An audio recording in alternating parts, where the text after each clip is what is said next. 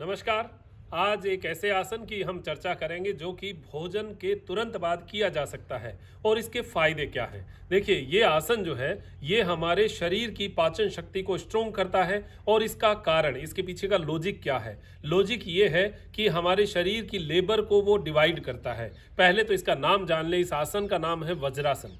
वज्रासन हमारे पैरों को केवल मोड़ के बैठने का एक तरीका है। एड़ियों को बाहर निकालकर, अंगूठों को आपस में मिलाकर, पिंडलियों के ऊपर शरीर का वजन टिकाना, इसी को वज्रासन कहते हैं। नाम जैसे कि वज्र आसन, जो कि वज्र को भी पचा जाए, वो आसन है वज्रासन। अब करने का तरीका क्या है? तरीका ये है कि हम इसके ऊपर, पिंडलियों के ऊपर बैठते हैं और आराम से सामान्य श्वसन क्रिया में इसमें बैठा जाता है। योग क्रियाओं के माध्यम से अगर करें तो योग में इस आसन में बैठ के बहुत सारी योग आसन होते हैं, लेकिन खाना खाने के तुरंत बाद करने के लिए यह आसन उपयुक्त है और इसको तुरंत बाद 10 मिनट हम बैठ सकते हैं। पिंडलियां जब इसमें प्रेशर में आती है तो यहाँ का ब्लड सर्कुलेशन शरीर में, अगर आप लो 100 लेबर की बात करेंगे तो 100 लेबर में से जब आप इस पैर को मोड़ लेते हैं, पिंडलियां प्रेशर में आ जाती हैं, बंद हो जाती हैं, तो वो जो 100 लेबर है वो 100 की 100 हमारे पाचन तंत्र पर काम करती है। शरीर का एक नियम है कि जब भी शरीर में खाना जाता है तो शरीर की प्रायोरिटी भोजन को पचाने की होती है। कोई और काम कुछ भी करते रहो, शरीर का ब्लड सर्कुलेशन सारा का सारा पाचन तंत्र पे जाएगा। तो अगर हम शरीर को खड़ा रखेंगे तो पैरों में भी ब्लड का सर्कुलेशन रहेगा, तो वो आधा तो इधर और आधा हाथों के ऊपर। अगर हम इसको मोड़ के बैठेंगे तो हाथों हाथ वो सारा का सारा ब्लड सर्कुलेशन, यानी हमारा जो शरीर है वो भी समझ जाएगा कि ये व्यक्ति भी चाह रहा है कि ये भोजन जल्दी पचे, तो वो सारी लेबर पेट पर आ जाएगी और पेट के पाचन को, यानी उसकी गति को, जो है मोशन को बढ़ा देगी। तो हमारा जो भोजन है वो जल्दी पचेगा, उसकी ताकत जो है शरीर की ज़्यादा लगेगी, ज़्यादा अग्नि पैदा होगी और भोजन पचेगा। इसका लाभ यही है। और इसका बड़ा लाभ ये है कि इससे गैस नहीं बनती। गैस मतलब होता है कि खाना खाने के बाद किसी को अपच रहती है, किसी को धीमी गति जो है भोजन की होती है, वो पचाने की धीमी गति तेज हो जाएगी। तो आप वज्रासन में जरूर बैठा करें।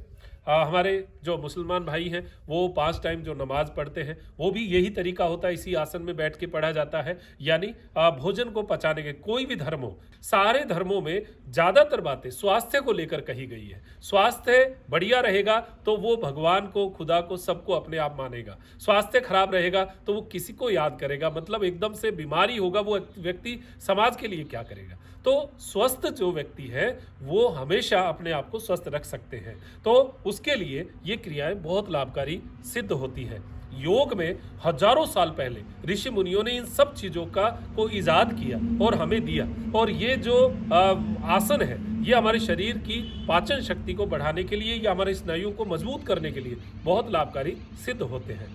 किसी को वज्रासन में बैठा नहीं जाता तो फिर क्या करें? देखिए, ये जो पिंडलियां हैं ये बहुत टाइट हो जाती हैं, ये पैर टाइट हो जाते हैं, स्टिफ हो जाते हैं, यहाँ से दर्द आता है। ये दर्द की वजह से नहीं बैठा जाता। तो इसका उपाय मैंने पहले भी बताया हुआ है, मैं आपको फिर बता देता हूँ कि ये जो पिलो है इसका उपयोग आप करिए 2 जगह। कहाँ पर? एक तो पिंडलियों के बीच में, ये जो हमारी पिंडलियां हैं इसके बीच में इस पिलो का उपयोग कर सकते हैं। दूसरा, जहाँ जहाँ दर्द होता है वहाँ वहाँ हमें इसका उपयोग करना चाहिए। पैरों के जस्ट नीचे देखिए, ये जो हिस्सा है ये हमारा हमेशा दर्द करता है वज्रासन में बैठने की वजह से।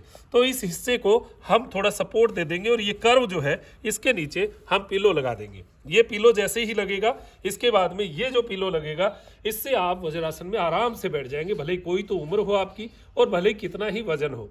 पिलो थोड़ा मोटा हो सकता है, पतला हो सकता है, वो आप अपनी क्षमता के अनुसार कर सकते हैं।